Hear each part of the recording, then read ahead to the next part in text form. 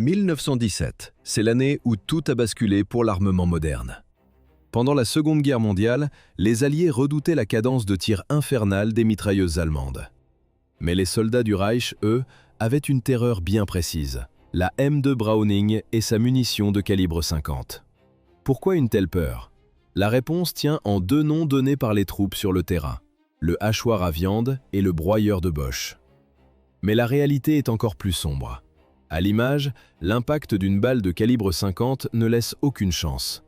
Le corps humain est littéralement mis en pièces. Ce n'est pas une simple blessure, c'est une destruction totale. Comment en est-on arrivé là? Tout commence dans les tranchées de la Première Guerre mondiale. Les officiers font un constat brutal. Les mitrailleuses standards manquent de puissance. À l'époque, elles utilisent les mêmes munitions que les fusils d'infanterie. Mais de nouvelles menaces apparaissent sur le champ de bataille. Les premiers avions blindés survolent les lignes. Les chars d'assaut font leur entrée. Les balles légères ricochent sur l'acier. Le général John Pershing passe alors une commande urgente. Il exige une arme capable de percer ces blindages. Il veut quelque chose de bien plus massif que les mitrailleuses de calibre 30. La mission est confiée à John Browning. C'est le concepteur d'armes le plus célèbre des États-Unis. Le cahier des charges est précis. Créer une mitrailleuse tirant un projectile d'un demi-pouce.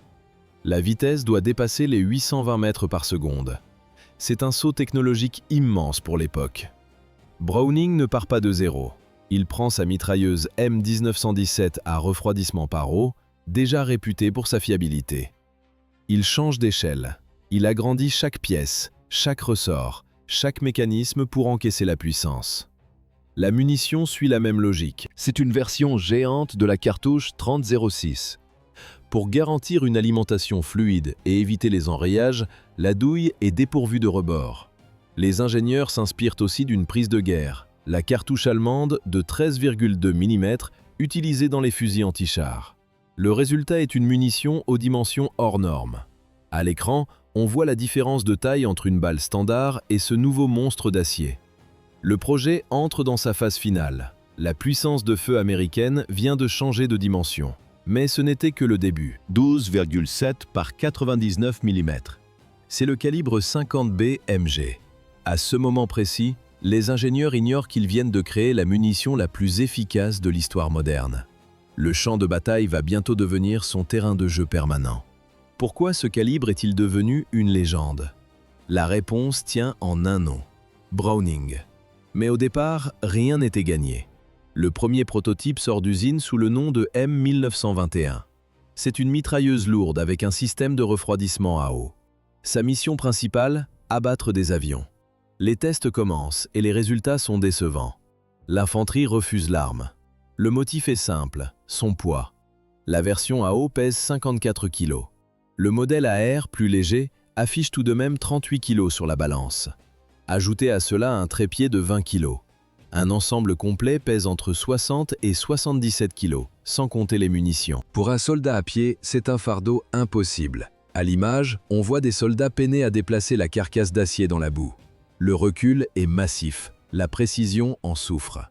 Les petits avions de l'époque ne peuvent pas l'embarquer. Même dans les tourelles des premiers blindés, l'arme pose problème.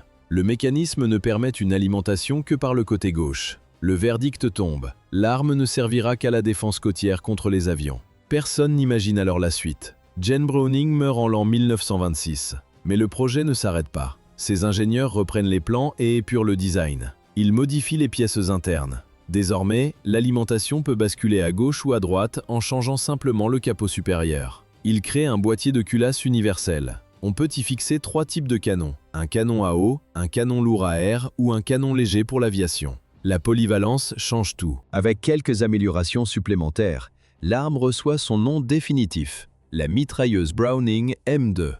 Pendant ce temps, l'Europe et le Japon choisissent des canons de 20 ou 30 mm. Les Américains font un pari différent. Ils croient en la vitesse initiale du calibre 50 et en sa capacité d'adaptation. La production est lancée à grande échelle. Sur la vidéo, on entend le claquement sec d'une culasse métallique. Le nouveau conflit mondial commence. La M2 entre dans l'arène. Les soldats lui donnent immédiatement un surnom, la Madeuse. C'est la contraction de Mother et Douce, pour le chiffre 2. La mère de toutes les mitrailleuses. Le surnom reste. L'efficacité est totale. Ainsi commence le règne de la 50. Un outil de destruction qui va équiper les chars, les avions et les navires pour les décennies à venir. 1939. La Seconde Guerre mondiale éclate et les États-Unis possèdent déjà une arme universelle, la mitrailleuse M2. On la trouve partout. Elle équipe les avions, les navires et les véhicules blindés. Sur le terrain, l'infanterie l'utilise sur trépied. Elle détruit presque tout ce qui bouge.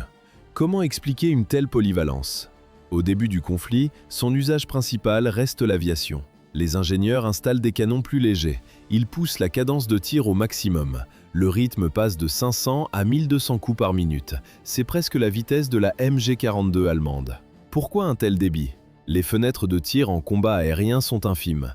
Il faut saturer l'espace avant que la cible ne disparaisse. Sur les bombardiers, la puissance de feu devient absurde. À l'image, le B-17 Flying Fortress. Ce modèle G transporte 13 mitrailleuses M2 pour se protéger des chasseurs. Le chasseur P-47 Thunderbolt en possède 8, 4 dans chaque aile. Mais le record appartient au Douglas A-26 Invader. Écoutez bien, 17 mitrailleuses M2, 8 dans le nez, 4 dans chaque aile et 2 en tourelle. Le constat est immédiat. La M2 surclasse totalement les mitrailleuses de calibre 30, trop légères. Elle offre l'équilibre parfait entre la cadence et la force d'impact. Une seule balle suffit à déchiqueter un moteur d'avion. Avec des munitions perforantes, rien ne lui résiste. On voit les avions américains mitrailler des locomotives et des blindés. Même les chars lourds sont vulnérables. Le toit de leur blindage est trop fin pour stopper le calibre 50. La situation s'accélère. Dès 1945, la production dépasse les millions d'unités. La version à canon lourd devient obligatoire sur chaque tank et chaque Jeep. Les Allemands sont furieux. Les mitrailleuses lourdes américaines s'affichent sur chaque mètre carré du front. Attaquer en piqué avec un Stuka devient un suicide. Chaque convoi répond par un mur de plomb. Sur les chars, la M2 trône à l'arrière de la tourelle. Le tireur doit se tenir debout sur le capot du moteur. À première vue, une position vulnérable, mais en réalité, la seule façon de viser le ciel pour abattre les bombardiers. Le soldat quitte la protection du blindage pour assurer la défense anti-aérienne. Mais comment fonctionne ce mécanisme légendaire? Observez le canon. Il recule après chaque tir. C'est le principe du court recul. Au moment de l'explosion, le canon et la culasse restent verrouillés ensemble. Ils reculent d'un bloc. Cela maintient la cartouche en place tant que la pression interne est trop forte. Sans cela, l'étui exploserait. Après une course de 10 mm, le canon s'arrête net. La culasse, elle, continue son chemin vers l'arrière seule. Elle éjecte la douille vide et comprime le ressort de rappel. Puis le ressort renvoie la culasse vers l'avant. Elle attrape une nouvelle cartouche dans la bande métallique, l'insère dans la chambre et le cycle recommence. Tant que la gâchette est pressée, l'acier crache du feu. Ainsi s'est imposée la reine du champ de bataille. 1944. Sur le front européen, les soldats allemands découvrent une nouvelle forme de terreur. Ce n'est pas un tank, ni un bombardier. C'est une mitrailleuse. La Browning M2 calibre 50. Pour la Wehrmacht, cette arme change radicalement les règles du combat. Pourquoi les Allemands craignaient-ils autant le 50? Ils avaient l'expérience et la discipline. Mais la puissance de feu américaine a tout balayé. Les États-Unis ne manquaient jamais de munitions. Contrairement aux Allemands, les Américains installaient une mitrailleuse lourde sur chaque véhicule, chaque aile d'avion, chaque char. Le calibre 50 n'est pas une simple balle, c'est une force brute. À l'image, comparez une cartouche de 8 mm Mauser utilisée par l'infanterie allemande et cette monstrueuse munition de 12,7 mm. Le projectile américain délivre entre 5 et 10 fois plus d'énergie que n'importe quelle autre arme de petit calibre. À première vue, un mur de briques semble être une protection sûre. Mais en réalité, il ne sert à rien face à une M2. Les balles percent le béton. Elles tuent l'occupant derrière la paroi. Si le premier tir ne suffit pas, une courte rafale concentrée fait s'écrouler des sections entières de murs. Les bunkers de sacs de sable sont littéralement déchiquetés. Même les blindés n'étaient pas à l'abri. Le Panzer IV, pourtant solide, subissait des dégâts critiques. Les tirs de calibre 50 perçaient les flancs et l'arrière. Ils détruisaient les optiques, brisaient les chenilles ou bloquaient le mécanisme de rotation des tourelles. Dans le Pacifique, le constat était encore plus radical. Les chars légers japonais étaient pulvérisés. Lors des charges Banzai, les équipages américains ouvraient le feu avec tout ce qu'ils avaient. Les blindés japonais s'arrêtaient net, transformés en passoires de métal. Une question revient souvent. Le calibre 50 était-il interdit par la Convention de Genève à cause de ses effets dévastateurs sur le corps humain? Non, c'est un mythe. Mais la réalité médicale, elle, n'avait rien d'une légende. Sur le terrain, les soldats allemands voyaient l'indicible. Un impact de calibre 50 ne blesse pas, il arrache. Si une balle touche un membre, ce membre disparaît. Le transfert d'énergie est si violent que les témoins rapportent des scènes de carnage que les règles de YouTube nous interdisent de décrire. Si cette munition traverse un mur, imaginez son effet sur un organisme vivant. Les Allemands ont dû s'adapter. Ils ont arrêté les assauts directs contre les positions de M2.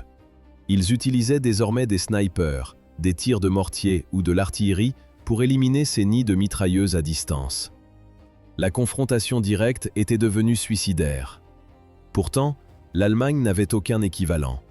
Leur référence était la MG42, une arme précise, rapide, mais limitée par son calibre de 8 mm. Les Allemands possédaient bien une mitrailleuse de 13 mm, mais elle était réservée exclusivement aux chasseurs de la Luftwaffe. Le respect pour l'arme américaine était tel que les Allemands ont tenté de la copier. Ils récupéraient des M2 sur les épaves pour les installer sur leur U-boot, afin de se défendre contre les avions lors des recharges de batterie en surface. Ils ont même fabriqué des copies de munitions de calibre 50 pour alimenter ces armes de prise. Mais ces cas restaient marginaux. L'efficacité de la M2 reposait aussi sur une science précise des munitions. On ne tirait pas n'importe quoi. Les bandes de munitions étaient un cocktail technologique. D'abord, la balle blindée classique, une force de destruction pure. Ensuite, les balles perforantes. Elles traversent 254 mm d'acier durci. Puis, les balles incendiaires. Elles sont conçues pour enflammer les réservoirs de carburant au moindre impact. Le summum de la technologie de l'époque était la balle perforante incendiaire traçante. Elle combine tout. Elle perce le blindage, allume le feu et permet au tireur de corriger son tir grâce à une traînée lumineuse. C'est une arme de précision capable de toucher une cible à plus de 2 km de distance. Dans les airs, les chasseurs américains chargeaient ces mélanges pour les duels aériens. Au sol, les servants de la M2 plaçaient une balle traçante tous les 5 coups pour ajuster le tir en temps réel. La situation ne laissait aucune chance à l'ennemi. L'erreur était interdite pour quiconque se retrouvait dans la ligne de mire. Ainsi s'est installée la légende de la M2 sur les champs de bataille européens. 1945. La Seconde Guerre mondiale devient un laboratoire pour des munitions hors normes. Parmi elles, la Raufoss Multipurpose. Pourquoi cette munition change-t-elle la donne? Elle combine tout dans une seule cartouche, un noyau en tungstène pour percer le blindage, une charge explosive, un composé incendiaire, et un effet de fragmentation à l'impact. À l'image, la munition frappe une plaque d'acier, on voit l'explosion et les éclats qui se dispersent. C'est la puissance d'un canon de 20 mm condensé dans une cartouche de calibre 50. Puis arrive la SLAP, le Saboted Light Armor Penetrator. Le concept est simple, utiliser la technologie des chars d'assaut pour une mitrailleuse. Un projectile sous-calibré en tungstène ultra dense. Il fend l'air à une vitesse extrême. Résultat, une perforation de blindage exceptionnelle. Les véhicules légers et les hélicoptères n'ont aucune chance. Mais ces balles coûtent cher, très cher. On ne les utilise pas en mode automatique. Elles sont réservées aux tireurs d'élite. Le calibre 50 impressionne tellement l'état-major américain qu'il décide de construire un fusil de précision autour de lui. Tout commence avec une légende, Carlos Adcock. Pendant la guerre du Vietnam, Adcock bricole. Il installe une lunette télescopique sur une mitrailleuse M2. Son but, engager des cibles à une distance où les fusils classiques échouent. Il réussit. Les tirs sont confirmés. Cet exploit change l'histoire. Il mène directement à la création du Barrett M82, le fusil antimatériel par excellence. Une arme capable de stopper un moteur de camion à 2 km. Mais que se passe-t-il quand une seule mitrailleuse ne suffit plus? On en prend 4. Voici le M45 Maxon Quad Mount. 4 mitrailleuses lourdes sur une seule plateforme rotative. La mission initiale, la défense anti-aérienne mobile. À l'image, les 4 canons crachent du feu simultanément. Le calibre 50 était efficace contre les avions, mais sa cadence de tir était trop faible pour des cibles rapides. En multipliant l'arme par 4, on passe à 40 projectiles par seconde. L'Allemagne possède le Flak-Vierling de 20 mm. C'est plus puissant, mais c'est un système lourd et complexe.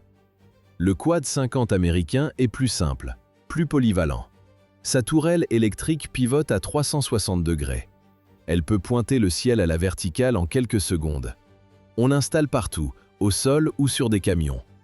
À première vue, c'est une arme anti-aérienne. Mais en réalité, c'est un hachoir à viande pour l'infanterie. Les Alliés dominent le ciel. La Luftwaffe disparaît. Les soldats tournent alors les 4 canons vers le sol. Le résultat est dévastateur. Le Quad 50 survit à la Seconde Guerre mondiale. Il reprend du service en Corée, puis au Vietnam pour protéger les convois des embuscades. Mais il y a un prix à payer. Être servant de calibre 50, c'est porter une cible sur son dos. Le bruit est unique. La fumée est massive. Les flammes à la bouche du canon sont visibles de loin. L'ennemi fait tout pour éliminer le tireur en priorité. Pourtant, pendant des décennies, les tireurs sur chars et véhicules n'ont aucune protection. Pas de bouclier, rien. Ils sont exposés de la tête à la taille. Les plaques de protection ne deviennent la norme qu'au Vietnam. Plus tard, en Irak, les Humvee subissent des pertes terribles face aux snipers urbains avant de recevoir des boucliers adaptés. Aujourd'hui, le problème est réglé par la technologie. C'est le système CROWS. Le soldat ne sort plus la tête. Il reste à l'abri dans le blindé. À l'image, un écran haute définition et un joystick. Le tireur utilise des caméras thermiques, la vision nocturne et des télémètres laser. Le système accepte le calibre 50, mais aussi des lance-grenades automatiques. L'évolution de la M2 Browning est fascinante. Au départ, personne n'y croyait vraiment. Aujourd'hui, elle est toujours là. Le design de base date de plus d'un siècle. La version moderne M2A1 apporte seulement quelques réglages, un changement de canon plus rapide, un cache-flamme et une sécurité manuelle. La base reste identique. C'est une plateforme du premier conflit mondial qui refuse de prendre sa retraite. Aucun remplacement n'est prévu à l'horizon. Le calibre 50 reste le roi du champ de bataille. L'histoire s'arrête là pour le moment.